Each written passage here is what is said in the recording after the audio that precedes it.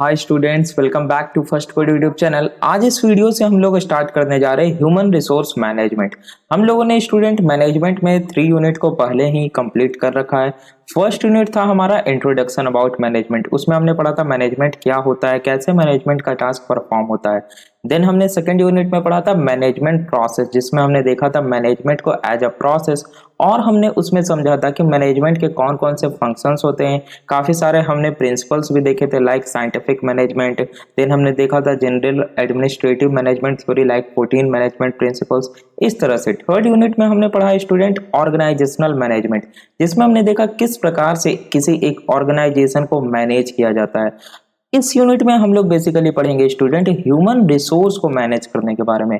यानी कि human resource क्या होता है, आप बताइए। ह्यूमन रिसोर्स का मतलब क्या हुआ कि जो आपके ऑर्गेनाइजेशन में एम्प्लॉयज है, मीन्स एज अ ह्यूमन, अगर एज अ ह्यूमन हम किसी ऑर्गेनाइजेशन में काम कर रहे हैं तो उस ऑर्गेनाइजेशनल स्ट्रक्चर में हम ह्यूमन रिसोर्स हुए। तो उस ह्यूमन रिसोर्स को किस प्रकार से मैनेज किया जाए, है ना, इन सारे टास्क को, टेक्निक को हम लोग पढ़ने वाले हैं। तो आज की इस वीडियो में बेसिकली हम लोग केवल इंट्रोडक्शन देखेंगे, 5-10 मिनट का वीडियो होने वाला है। और जो नेक्स्ट वीडियो आएगा उससे हम लोग like functions of management, then उन सारे फंक्शंस को हम लोग एक एक वीडियो में इलैबोरेट करेंगे, like staffing, training, placement. Okay, तो ये सारी चीज़ों को हम लोग डिटेल में पढ़ने वाले हैं। तो मेक श्योर आपने चैनल को सब्सक्राइब कर लिया हो और बेल आइकन को क्लिक कर लिया हो, ताकि जो नेक्स्ट वीडियो आए उसकी नोटिफिकेशन आपको सबसे पहले मिल जाए। तो आज की वीडियो को हम लोग स्टार्ट करते हैं।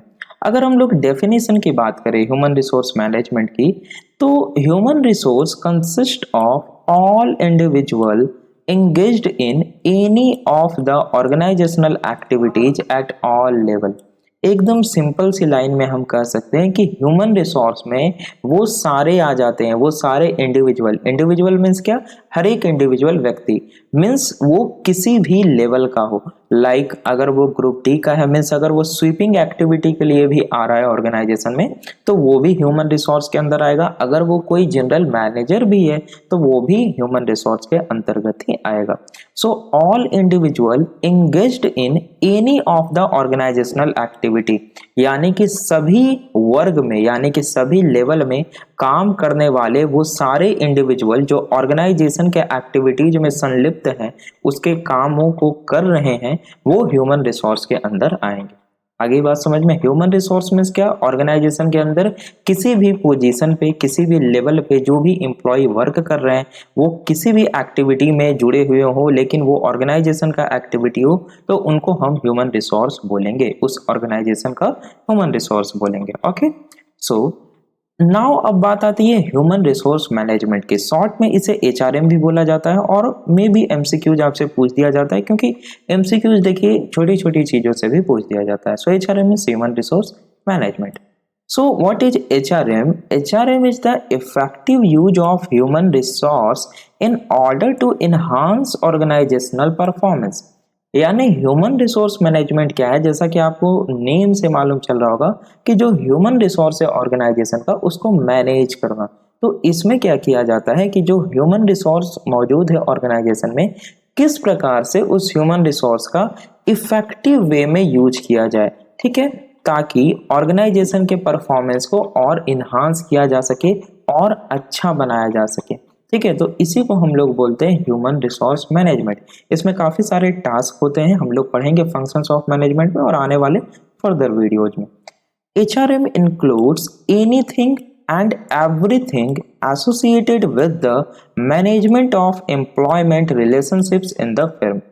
HRM, that is Human Resource Management, में वो सभी आ जाते हैं, यानी कि anything and everything associated with the management of employment relationship, यानी कि जो मैनेजमेंट हो रहा है एम्प्लॉयमेंट रिलेशनशिप के बीच में ऑर्गेनाइजेशन में, वो सारे एचआरएम में आ जाते हैं, ह्यूमन रिसोर्स मैनेजमेंट में आ जाते हैं। यानी एम्प्लॉयमेंट से रिलेटेड कोई भी चीज़ होगी, चाहे वो रिक्रूटमेंट की बात हो, या मान लिया जाए रिक्रूट जब हो गए उसके बाद ट्रेनिंग की बात हो, प्लेसमेंट की बात हो, है ना, उसके बाद और क्या क्या चीज होता है, प्रमोशन की बात हो, ट्रांसफर की बात हो, वो एक एक चीज किस में आता है, ह्यूमन रिसोर्स मैनेजमेंट में आ जाता है। मीन्स एनीथिंग और एवरीथिंग अबाउट ह्यूमन रिसोर्स, ये ह्यूमन रिसोर्स मैनेजमेंट में आपका आएगा। ह्यूमन रिसोर्स पे कोई भी टास्क ऑर्गेनाइजेशन में परफॉर्म किया जा रहा है, उसके बारे में सोचा जा रहा है, उसके बारे में प्लानिंग किया जा रहा है, सारे आएंगे ह्यूमन रिसोर्स मैनेजमेंट के अंदर। So human resource management is the process of employing people, training them, compensating them, developing policies relating to them, and developing a strategies to retain them.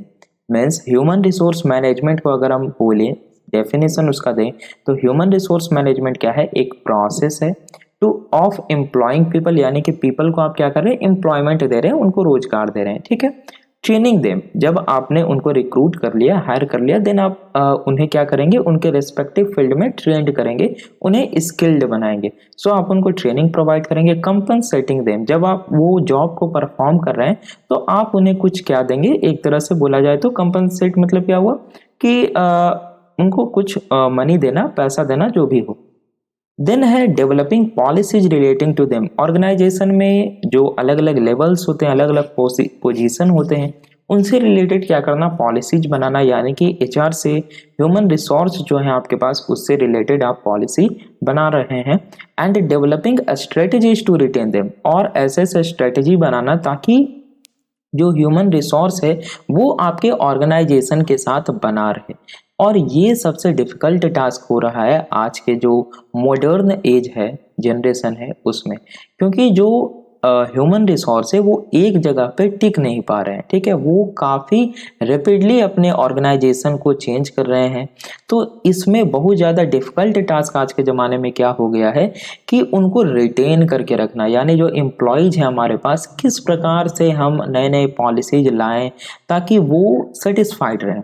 जब कोई भी एम्प्लॉय सेटिस्फाइड रहेगा, ठीक है, तो वो ऑर्गेनाइजेशन को छोड़कर नहीं जाएगा। लेकिन अगर वो अनसेटिस्फाइड रहेगा, किसी भी मामले में हो सकता है, लाइक आप उसे कम दे रहे हैं पैसा, कुछ इस तरह का भी चीज़ हो सकता है, या उसे ऐसा इन्वायरमेंट नहीं मिल रहा है, या उसके मैनेजर अच्छे नहीं है, कुछ भी यहाँ पे बातें हो सकती है। तो उन सारे बातें को मिला करके किस प्रकार से एक ऐसा माहौल क्रिएट किया जाए, स्ट्रेटेजी क्रिएट किया जाए ताकि आप अपने एम्प्लॉय को रिटेन करके रख सके, ये सारा चीज़ भी जो टास्क होता है वो ह्यूमन रिसोर्स मैनेजमेंट के अंदर आता है।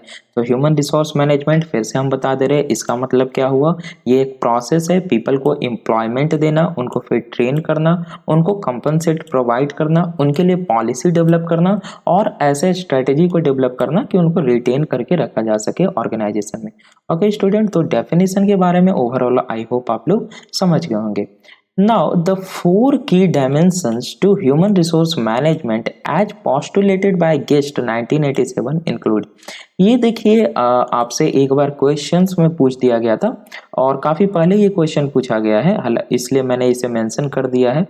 गेस्ट, इनका नाम देखिए, पूरा नाम क्या था? DE गेस्ट कुछ ऐसे करके था। क्या कौन सा गेस्ट था? देखिए मैं भूल रहा हूँ, ठीक है।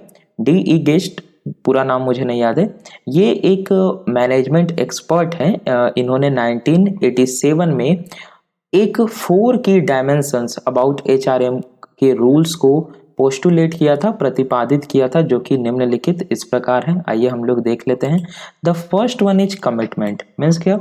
It is expected of employees to identify the interests and goals of the organizations and be aligned and committed in achieving these goals। यानी कि किसी भी ऑर्गेनाइजेशन में जो एम्प्लॉय हैं, जो HR हैं बेसिकली, यानी कि जो ह्यूमन रिसोर्सेस आपके पास मौजूद है, वो कमिटेड होने चाहिए towards the goal of the organisation. मीन्स क्या? It is expected of employees to identify the interests and goals of the organisation. Employee से ये एक्सपेक्ट किया जाता है, यह उम्मीद किया जाता है कि वो ऑर्गेनाइजेशन के जो इंटरेस्ट्स हैं, जो उसका ऑर्गेनाइजेशन का हित है, उसका जो लक्ष्य है, उसको क्या करें? वो आइडेंटिफाई करें and B aligned and committed in achieving this goals, और उन लक्ष्यों की प्राप्ति के लिए वो क्या रहें? कमिटेड रहें। ठीक है, यानी कि वो अपने आप में इस तरह से कमिटमेंट करें कि मुझे इस गोल को अचीव करना है, वो प्रतिबद्ध रहें, है ना, गोल्स के प्रति अपनी प्रतिबद्धता को दिखाएं। तो ये एक होता है। The second is flexibility. Now what means flexibility is employees are expected to adopt willingly to change within the organizational structure without any strife or prejudice। ये सबसे इम्पॉर्टेंट फैक्टर रहता है। और जब आप बेसिकली एम्प्लॉय को हायर कर रहे होते हैं तभी आपको ये बातें बता दी जाती है। आजकल हर एक सिनेरियो में ये बता दिया जाता है। मीन्स क्या, एम्प्लॉय से ये एक्सपेक्ट किया जाता है, ये उम्मीद किया जाता है कि ऑर्गेनाइजेशन के स्ट्रक्चर के हिसाब से, हमने पढ़ा है कि हर एक ऑर्गेनाइजेशन का एक अपना स्ट्रक्चर होता है। बहुत सारे ऑर्गेनाइजेशनल स्ट्रक्चर को हमने ऑर्गेनाइजेशनल मैनेजमेंट यानी कि थर्ड यूनिट के किसी एक वीडियो में डिस्कस किया था। तो यहाँ पे एम्प्लॉय से ये एक्सपेक्ट किया जाता है, उनसे ये उम्मीद किया जाता है कि वो अपने आप को ऑर्गेनाइजेशनल स्ट्रक्चर के हिसाब से अपनी स्वेच्छा से क्या करें, उसके अनुसार अनुकूल बनाए, है ना। यानी कि जिस प्रकार का हमारा ऑर्गेनाइजेशनल स्ट्रक्चर है उस प्रकार से वो अपने आप को अनुकूल बनाए, विदाउट एनी स्ट्राइफ और प्रेजुडिस, बिना किसी विवाद के या बिना किसी तरह का कलह किए हुए। ठीक है, इसे हम कर सकते हैं। सो फ्लेक्सिबिलिटी मीन्स क्या होता है ना कि एम्प्लॉइज फ्लेक्सिबल होने चाहिए। और आपको ये जब आपका HR इंटरव्यू होता है तो आपको ये सारी बातें बताई जाती होंगी। अगर आपने कभी HR इंटरव्यू दिया होगा, मुझसे तो लिया गया था, तो मुझे याद है कि ये सारी चीज़ें पूछी गई थी। लाइक आप अलग अलग शिफ्ट में काम करेंगे या नहीं करेंगे, तो सारी चीज़ों में से हाँ बोलना रहता है और सारे लोग बोलते भी हैं।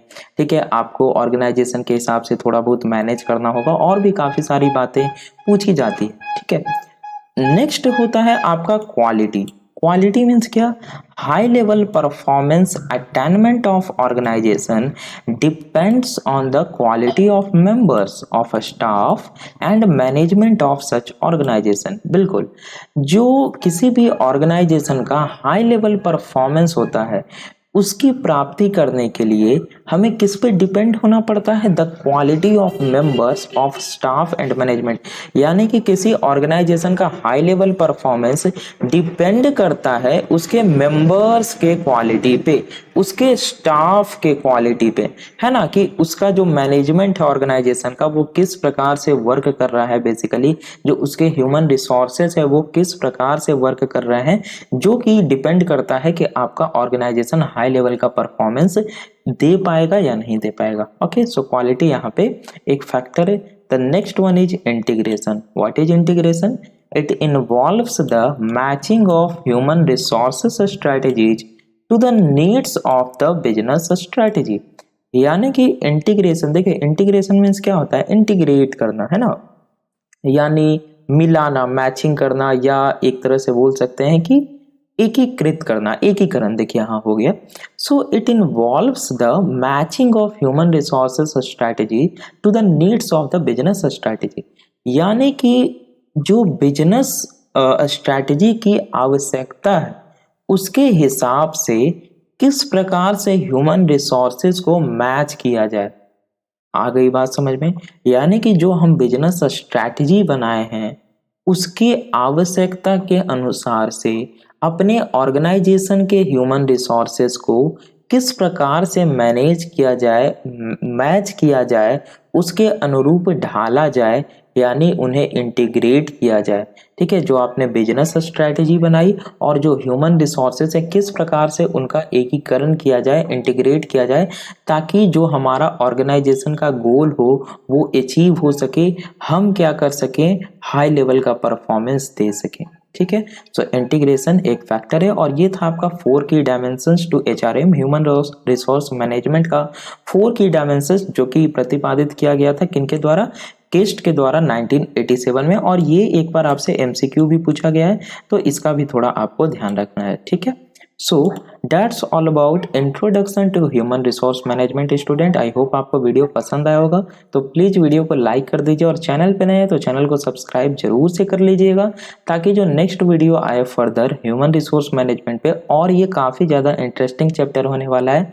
ठीक है, ह्यूमन रिसोर्स मैनेजमेंट, इसमें हम लोग काफ़ी सारे फंक्शंस को पढ़ेंगे और लास्ट में इस यूनिट के लास्ट में कई सारे एक्ट दिए हुए हैं, लाइक फैक्ट्री एक्ट आपको पढ़ना है, ईएसआई एक्ट पढ़ना है, कंपनसेशन एक्ट पढ़ना है। तो इन सारे एक्ट को भी हम लोग डिटेल में पढ़ेंगे। मैं एक्ट का पीडीएफ के साथ आपको हिंदी में समझाऊंगा ताकि आप लोग अच्छे से बातों को समझ सके और एग्जाम में जब क्वेश्चन पूछा जाए तो आप लोग इजिली उसके आंसर को लिख सके, बेस्ट वे में आप लोग आंसर कर सके। तो मेक श्योर आप चैनल पे बने रहे स्टूडेंट, सब्सक्राइब कर लें, बेल आइकन क्लिक कर लें। मिलते हैं हम लोग अपने नेक्स्ट वीडियो में। Thanks for watching.